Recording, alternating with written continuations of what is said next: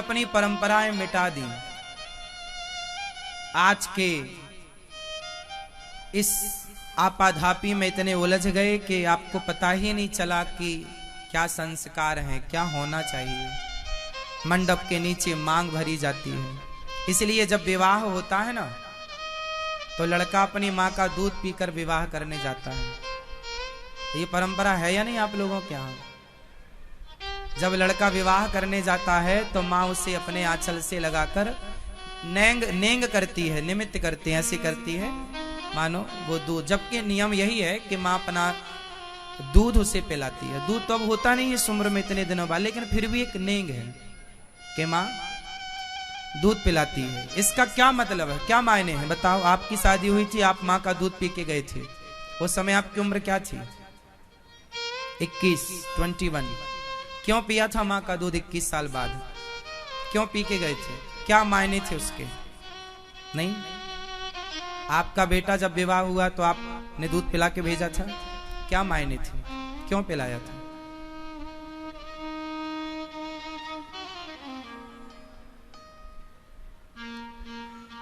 देख रहे हैं, यही ह्रास है। आपको विधि तो पता है कि पिलाना, लेकिन क्यों पिलाना है? ना उस बच्चे को पता है कि क्यों पिया मैंने, ना तो आपने बताना जरूरी समझा, ना उसने पूछना जरूरी समझा। इससे क्या हुआ? ज्ञान लुप्त हो गया।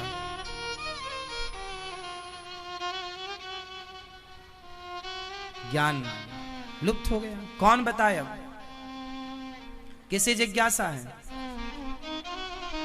कौन जरूरी समझ रहा है? जब बेटा विवाह करने जाता है तो माँ अपना दूध पिलाती है। मानो माँ अपने बेटे से ये कहती है, बेटा अब तू इतना बड़ा हो गया है, विवाह करने जा रहा है, पर याद रखना तू मेरा बेटा, दूध पीता बेटा ही है।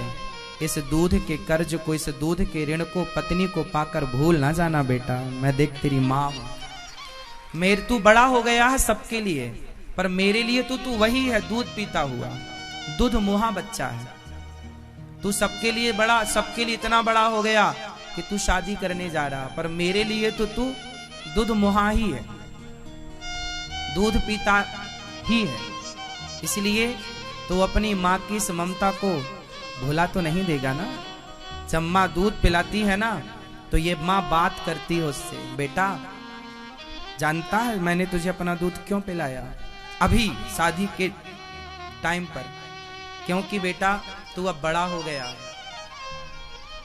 मैंने तो केवल दूध पिला के तुझे याद दिलाया है कि तुझे अपनी माँ के इस दूध के ऋण को भी उतारना है। तेरे ऊपर एक ये भी ऋण है मेरे दूध का, तो भूल तो नहीं जाएगा ना?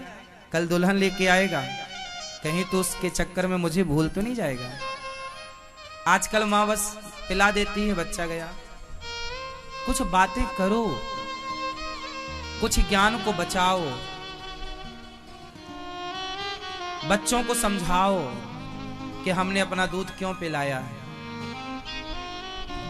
तुम हमें भुला तो ना दोगे ना? बड़े हो गए हो तुम उस पत्नी से, जो तुम्हारी पत्नी आएगी ना, उससे खूब प्यार करना, उसका सम्मान करना। केवल लड़कियों को ही समझाने की जरूरत नहीं है, लड़कों को भी समझाओ कि बेटा जो तुम्हारी पत्नी है वो तुम्हारे लिए सब कुछ छोड़ कर आई है, इसलिए उसका सम्मान करना, उसकी इज्जत करना। आज कौन बाप, आज कौन मां अपने बेटे को ये पाठ पढ़ा रही है कि तुम नारी का सम्मान करना? जब वो नारी का सम्मान करना आपने नहीं सिखाया तो ना वो आपका सम्मान करता है, ना तो पत्नी का करता है, ना तो माँ का कर रहा है, ना तो पत्नी का कर रहा है। क्यों? क्योंकि समझाया नहीं गया। स्कूलों में पढ़ाया गया अर्थ, तो अर्थ कमा रहा। काम पढ़ाया गया तो शादी हुई, सीधा पत्नी को लेके हनीमून मनाने चला जाता है। मंडप से सीधी टिकट होती है, वहीं से वहीं निकल जाएंगे।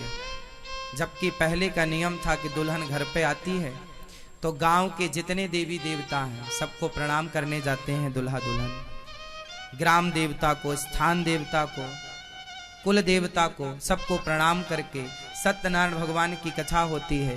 एक छोटा सा हवन होता है, यज्ञ होता है, ब्राह्मण भोज होता है।